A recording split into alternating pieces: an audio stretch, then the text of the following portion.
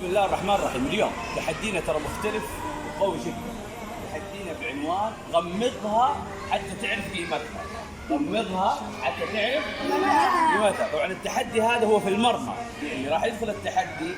طيب، واحد غمض عينه، تمام، راح يحط الكرة في مكان، وبعد كذا راح يوجهوه زملائه، راح يكون بعيد عن الكرة، يوجهوه حتى يشوت الكرة تكون في المرمى هدف، يعني بلنتي لكن هو ما يشوت. مين اللي يوجهه؟ زملائه، يمين يمين يسار يسار.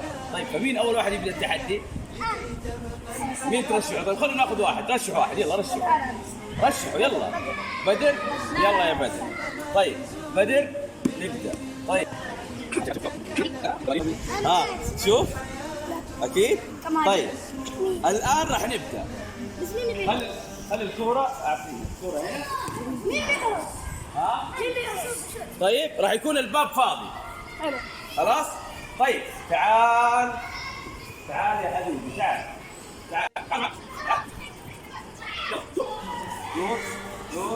دور. يلا ابدوا وجهوه، لا احد يلمسه.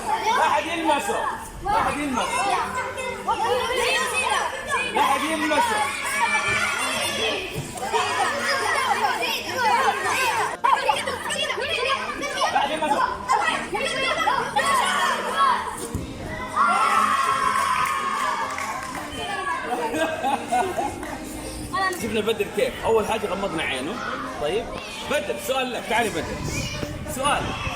يعني ايش كنت تشوف وانت ما غطينا عينك؟ ولا شيء ابدا. طيب هل من جد كان في صعوبة في الموضوع؟ ايش اللي ساعدك؟ اصحابك. طب تخيل انه ما في احد يساعدك، كم تحتاج وقت عشان توصل للكورة وتسددها وانت في الملعب هذا؟ ساعات من جد، صح؟ يحتاج ممكن ساعات عشان يوصل للكورة ويسددها. اصلا اذا لقيها الكورة واذا سددها بتكون يمكن خارج المرمى، لكن بفضل الله ثم زملائك استطعت. طيب عندي سؤال، ابغى كلكم تشاركون معايا. ايش تعلمنا من هذه اللعبة قبل ما نبدا التحدي الثاني؟ يلا تفضل. نحمد الله على نعمة العين. جميل. تعال، ايش استفدت؟ نعمة الأصدقاء. شفتوا كيف؟ بالله الأصدقاء ما لهم قيمة، صح؟ يعني شفتوا كيف اللي يعيش، اللي الله عز وجل أخذ منه هذه النعمة. هل الأمر صعب ولا سهل؟ لا، اللي ما يشوف صعب جدا. كيف يمشي، كيف يروح، كيف يجي، كيف يعني يتحسس الأشياء عشان يوصل لمكانه.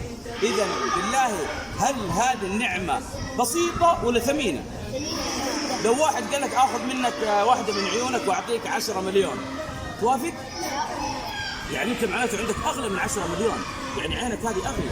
طب لو واحد قال لك آخذ التنتين وأعطيك 100 مليون، توافق؟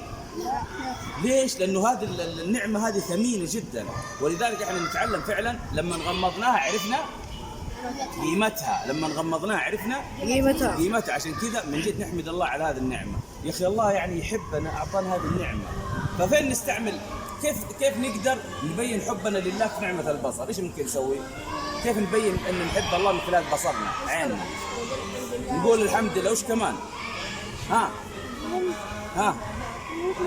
نحمد ربنا. طب وش كمان نستعمل هذه في ايش؟ العين. في القراءة. قراءة القرآن. وفي الصلاة. وش كمان؟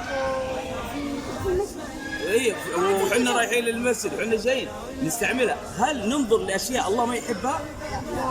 ليش؟ لأنه الله دام أعطانا هذه النعمة نحاول نحافظ عليها. حقيقة أبدعتوا. حيوا نفسكم. استاذ